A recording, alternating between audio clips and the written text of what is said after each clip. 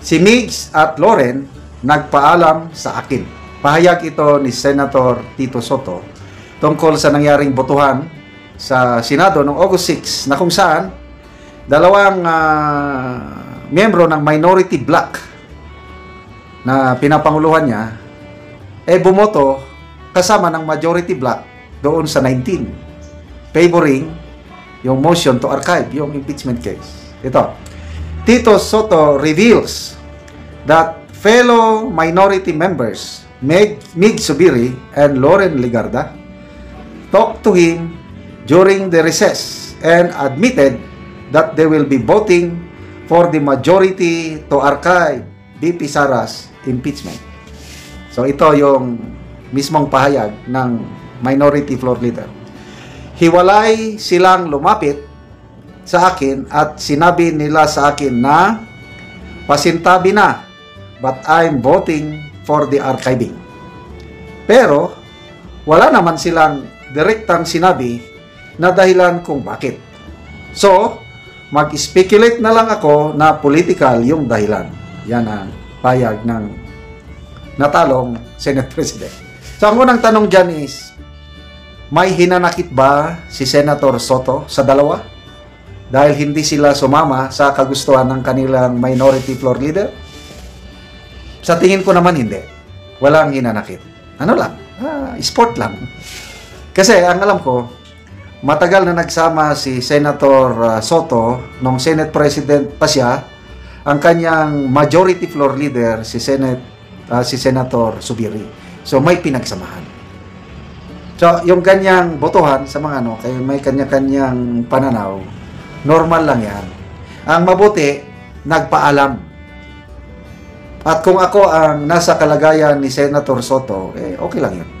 Dahil hindi naman niya pwedeng pilitin yung dalawa. Diba? So at least nagpaalam. So hinanakit? To me, wala. Part of politics. So, yung dahilan, ang isang tanong. Anong dahilan? Bakit bumoto si Senator Migs at Senator Loren Legarda into archiving? Speculation na Senator Soto, politika. Yes, lahat yan ang gagawin mo dyan sa Senado. Hindi mo maalis ang politika. It's more of a political reason. So, to me, si Senator Zubiri, malapit yung Zubiri family in Bukidnon, malapit sila sa mga Dutertes, may pinagsamahan. Yung impeachment case, yung 215 na pumirma, hindi kasama doon ang father ni Senator Mig, si Congressman Jose Maria Zubiri. At nabanggit yan ni Senator Zubiri sa isang pahayag na sabi niya, the people of Bukidnon considered as heroes dahil hindi pumirma ang tatay ko sa impeachment case ni VP Sara. And I agree to that. Talagang maraming taga Bukidnon na maka-Duterte at tuwan-tuwa sila sa ginawa ng dating governor ng Bukidnon, tatay ni Senator Migs, na hindi siya pumirma. And ako, saludo ako sa paninindigan ni Congressman, dating Governor Jose Maria Zubiri. So, because of their friendship sa politika, matagal nang magkasama yan, PRRD at Governor Zubiri. So, yan. Ipinakita lang ng mga Zubiri ang may may prinsipyo. Hindi basta-basta bumabalimbing ang mga Zubiri. And to that, I salute. Si Senator Legarda naman, yung kapatid niya, Congressman Legarda sa Aklan, yes. Hindi rin pumirma sa impeachment ni VP Sara. So, makikita mo, mayroong may loyalty, may pinagsamahan.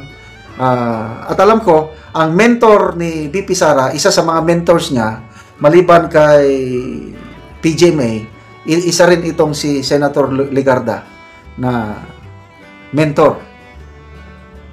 So, ayun. Kaya saludo ako dito sa dalawa, Legarda and Zubiri, na bumoto sila doon sa majority i-archive. And then, looking forward for 2028, magiging re-electionist si Senator Zubiri and Senator Ligarda. The fact na bumoto sila to i-archive, puntos na nila yon. Ang mga nagmamahal sa mga Duterte, babantayan nila ngayon sino yung bumoto sa nag-archive, sino yung hindi. Kaya sa mga Duterte followers, ang binabantayan nila yan, yung tatlong dilawan. Bam, Kiko, and Risa. And of course, Soto. Mabuti na lang, si Senator Ping nag-abstain. So, safe siya. So, dahil sa ginawang ito, ni Senator Zubiri and Senator Ligarda, may deposit na sila for 2028. Kasi kung kakandidato sila for, and I'm sure magre-re-elect ang may ito kakandidato ulit. May puruhan na sila sa boto ng mga DDS. So kung ako ang yung tatanungin, dahil sa ipinakita ni Senator Ligarda at Senator Mitch, ngayon na bumoto sila sa archiving,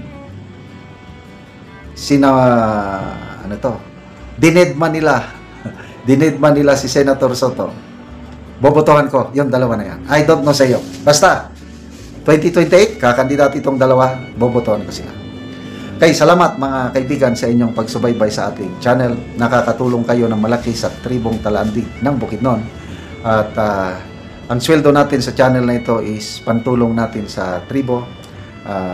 Namimigay tayo ngayon ng livelihood assistance, nagpapatanim ng saging lakatan at Arabica coffee. At the same time, namimigay din tayo ng yero at pako para makapagpatayo sila ng mas maayos na tirahan. Panoorin nyo ang video na ito. Taga na Mugsin. O mga to siya karon.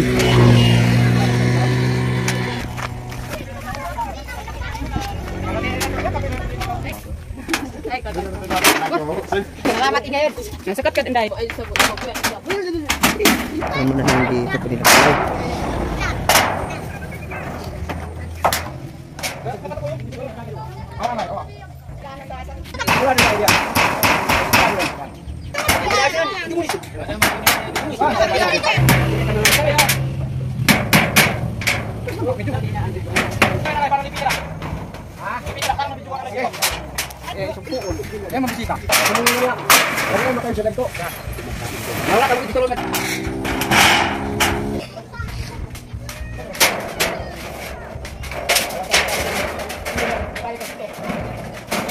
Karon naman nagit sa pagatup si Kuya.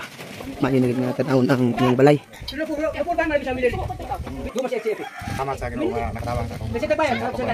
Oo.